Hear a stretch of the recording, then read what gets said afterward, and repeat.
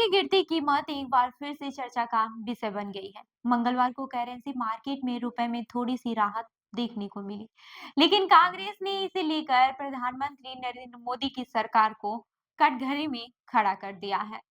Social media पर भी लोग इस मुद्दे पर अपनी राय रख रहे हैं और रुपए की गिरावट को लेकर मोदी सरकार की नाकामी पर सवाल उठा रहे हैं। आपको मैं बता दूं कि सोमवार को रुपए ने 86.62 के स्तर पर आकर नया रिकॉर्ड तोड़ा था, लेकिन मंगलवार को इसमें थोड़ा सा सुधार देखने को मिला और फिलहाल रुपए की कीमत 86.50 के आसपास आ गई। यह स्थिति तब आई है जब 6 जनवरी को एक अमेरिकी डॉलर की कीमत 85.68 रुपए थी।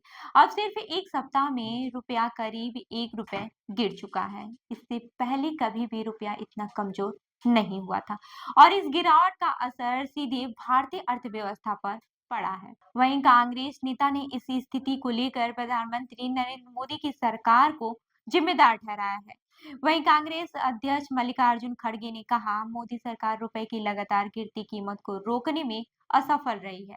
पहली बार रुपया 86.50 के पार चला गया है और इसका असर देश की अर्थव्यवस्था पर पड़ा है। उन्होंने यह भी कहा कि भारतीय विदेशी मुद्रा भंडार 10 महीने के निचले स्तर पर पहुंच गया है और शेयर बाजार से विदेशी पूंजी की भारी निकासी हो रही है, जिससे नकारात्मक प्रभाव पड़ा है। हालांकि इस पर कांग्रेस नेता जयराम रमेश ने भी इस मुद्दे को लेकर मोदी सरकार को आड़े हाथों में लिया है। उन्होंने कहा कि जैसे जैसे रुपया गिरता जा रहा है, मोदी जी अपने ही खोदे गड्ढे में फंसते जा रहे हैं। जयराम रमेश ने नरेंद्र मोदी के पुराने वादे को याद करते हुए कहा कि जब मोदी जी प्रधानमंत्री बने थे तो रुपया 58.58 के स्तर पर था और तब उन्होंने कहा था कि वह रुपए को मजबूत करेंगे और अब देखिए रुपया 86 के पार चला गया है। वहीं सोशल मीडिया पर भी लोग इस पे प्रतिक्रियाएं दे रहे हैं। ट्विटर पर लोग रुपए की गिरावट और मोदी सरकार की नाकामी पर सवाल उठा रहे हैं।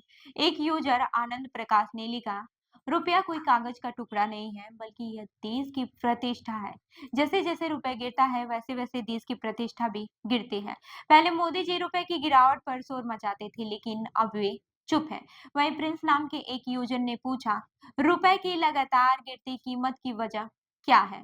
हालांकि तरुण नाम के एक यूजर ने तो रुपए की गिरावट को प्रधानमंत्री मोदी की उम्र से जोड़ते हुए कहा, 2014 में रुपया 62 रुपए था और मोदी की उम्र 64 की थी।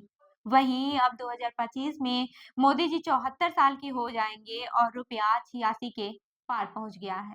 हालांकि कांग्रेस यहीं पर नहीं रुकी। कांग्रेस ने यह भी याद दिलाया कि जब नरेंद्र मोदी विपक्ष में थे तो उन्होंने रुपए की गिरावट को लेकर कांग्रेस पर लगातार हमला किया था। साल 2013 में मोदी ने एक भाषण में कहा था कि आज देखिए रुपए की कीमत जिस तेजी से गिर रही है, ऐसा लग रहा है जैसे दिल्ली सरकार और रुपए के बीच प्रतिस्पर्धा चल रही है कि किसकी आबरू सबसे पहले गिरेगी।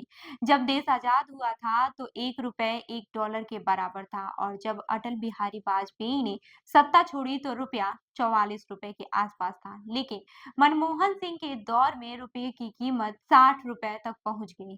अब जब मोदी सरकार में रुपया लगातार गिर रहा है तो वहीं विपक्षी नेता अब इसे मोदी सरकार की विफलता मानते हैं। हालांकि देश की आर्थिक स्थिति को लेकर कांग्रेस पार्टी की चिंताएं बढ़ रही हैं। उनका कहना है कि मोदी सरकार ने रुपए को लेकर जो वादे किए थे वे पूरी तरह से असफल साबित हुए हैं। अब विपक्ष इस मुद्दे को उठाकर सरकार से जवाब मांग रहा है। वहीं अब देखना यह काफी दिलचस्प होगा कि क्या मोदी सरकार रुपए की गिरावट को रोकने के लिए कुछ ठोस कदम उठाती है या फिर विपक्षी दल इसका राजनीतिक फायदा उठाने में सफल होते हैं।